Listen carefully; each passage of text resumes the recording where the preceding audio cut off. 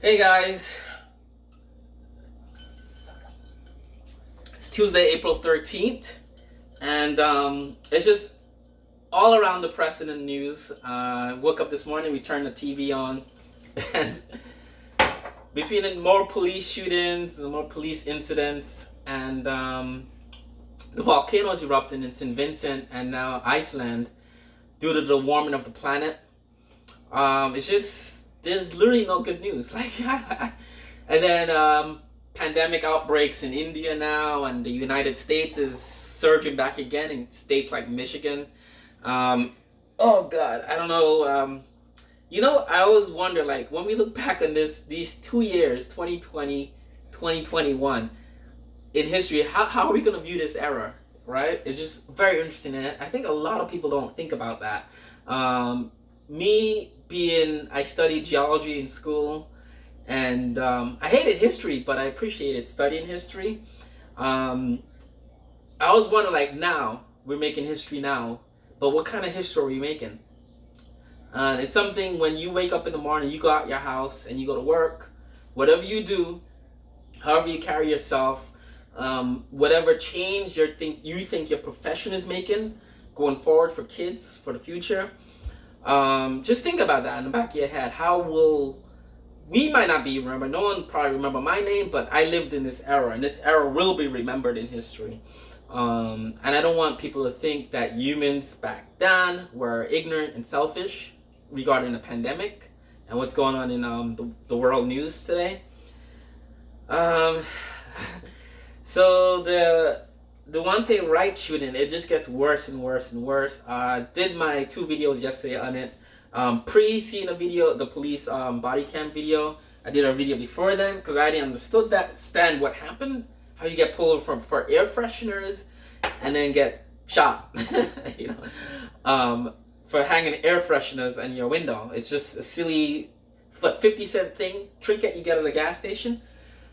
Saw the police video and then realized in my second video I shot yesterday, it looked like a genuine accident where the officer pulled the gun, and in the video you can see her say taser, taser, and she don't realize she's holding a gun until she shoots single bullet into the car.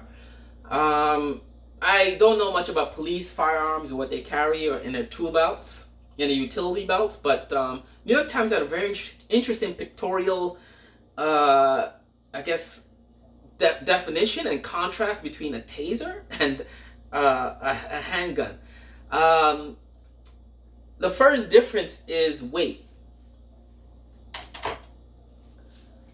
This will be a taser, a light plastic cup. This will be a Glock that the police carry in terms of weight. I have a glass of water here and a light plastic cup. Now, the only similarities between a taser and a Glock is it uses the same polymer plastics for the grip and I guess the part that your skin would touch, right? The shape of the two objects are completely different as well. The weight is different. The way the trigger feels in your hand is very different from a Glock handgun.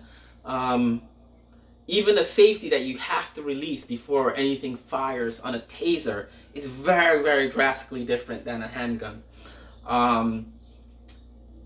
If this was a mistake, you could say she panicked, she feared for her life, and she just grabbed the first thing to stop the defendant, who wasn't even, I'm not even sure, it's just so silly because the kid looks, in the video, he looks like he's 90 pounds heavy, soaking wet, and he's literally, when the officer's handcuffing him, his body is like up to here in the officer. He looked like a little teenage kid.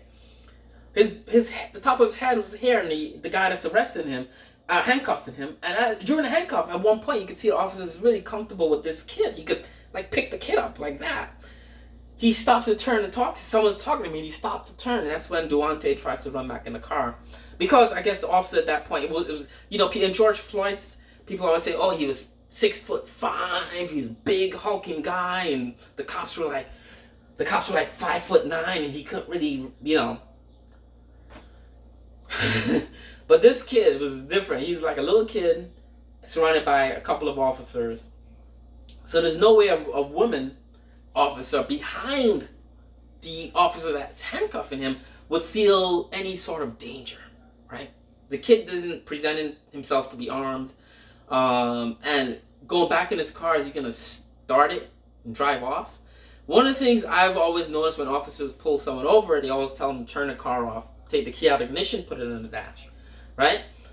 In this instance, it seemed like they stopped him, went back to their cars to run his ID to see that he had warrants, right? That would have taken, I've been in that situation where they're running IDs. It takes up to 20 minutes, 30 minutes sometimes before they come back to your car. It's not like an instant they went back and came back. It takes minutes at a time. Even if you have nothing, I don't know if they look for stuff, but they go into their police cars and sit there whilst you're in your car with the keys probably still in the car somewhere. You could drive off if you want to run, right? I'm not sure how the procedures went down here, but I'm just creating an image where this kid was not a flight risk. He wasn't an armed threat to any of the arresting officers, right? So you take away two things that would make an officer panic and grab the wrong thing in the moment of heat. Now, it leaves one thing that would cause this, some sort of racial bias, where this is a black kid and he's getting in his car. You don't know what's going to happen. So you're like, you got to stop him, right? That's the only panic that she would have of a 26-year-old police veteran under force, right? And I'm, like I said, I'm no law enforcement officer, but as an adult who's been around other adults and worked with different people, I don't get it. I just don't get it. I honestly don't get how you can mistake the two things.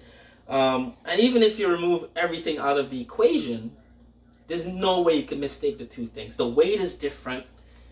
And I have my best friend's a cop, and he said in 15 years he's been in the force, he's never had to pull a gun or anything like that.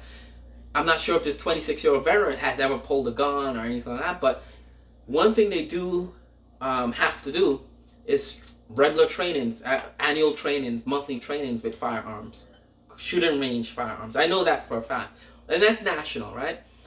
But and the most, I'm gonna end it here, but the most disturbing thing about this shooting and this situation, as well as all these videos we see, the Virginia thing, it comes from me. It comes in the heel of, I mentioned yesterday, there's a guy on a bike that drives around, does stunts, and he races street bikes, and he always gets pulled over, and he has a GoPro, and he's been recording him getting pulled over over a period of years, pulled over doing different things. The cops are calling him for doing wheelies in a parking lot or speeding down a private residential street, different things he's doing. The cops come, and guy on a bike, he doesn't have any IDs, doesn't have any registration, insurance, any proof of ownership of the vehicle.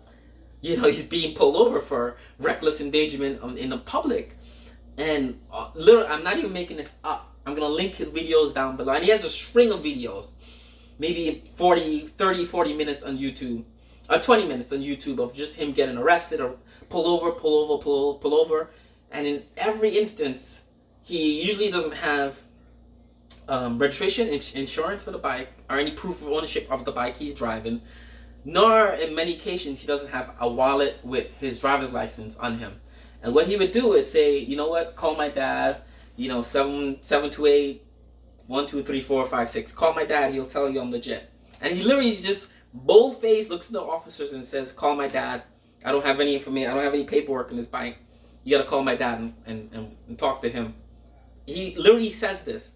Not once, numerous times throughout the video, right? Tall, young white guy, good-looking white guy, and all the officers are stopping him, usually white. A lot of them are females, and that's how the video is kind of popular. It's a joke video to say a lot of the cops that pull this biker over are hot females, right? So for him, posting these videos, it's a joke. Getting pulled over by the cops is a joke. It's happy fun time, basically. I'm breaking the law. I don't have any ID on me. I don't have any insurance registration for this vehicle, right? That I have in public that I'm being reckless on. And it's happy fun time when the cops pull me over that I'm going to record it, right? Because I know my life isn't in danger. Call my dad. Boom. Every instances, he doesn't get arrested. Most times they joke with him and say, "Oh yeah, you're okay. Go ahead. Don't do it again." Soft warnings. Don't do it again. Where you headed now? Can I get your autograph? Basically, ask the guy for his autograph. Where you headed now? Where you off to now? You're free to go, but don't do it again. Every instance, and this is over 20 to 30 minutes of footage after footage after footage of him getting pulled over, right? But a black kid getting pulled over one time loses his life. For maybe the same thing, don't have registration, don't have anything on the vehicle he's driving.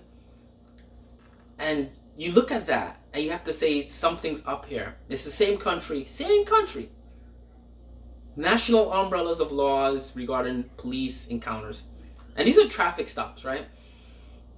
And when you think about it, a traffic stop is broken taillight. A few years ago, a guy shot in the back. Sandra Bland, not signaling to switch lanes, disappeared for a weekend in jail and died. A lot of, it happens so much, and that's what we see on tape. When it's not taped, you have to say it's the tip of the iceberg. It must be happening a lot more than what we see. And that's my message for today. It's just, I don't want this channel to be about that. And even a few days ago, I was like, dudes, I don't want this channel to be so depressing. But you turn the TV on, and it's just all you see. And now today, resuming the Derek Chauvin trial, and it's just a hot mess. Hot mess.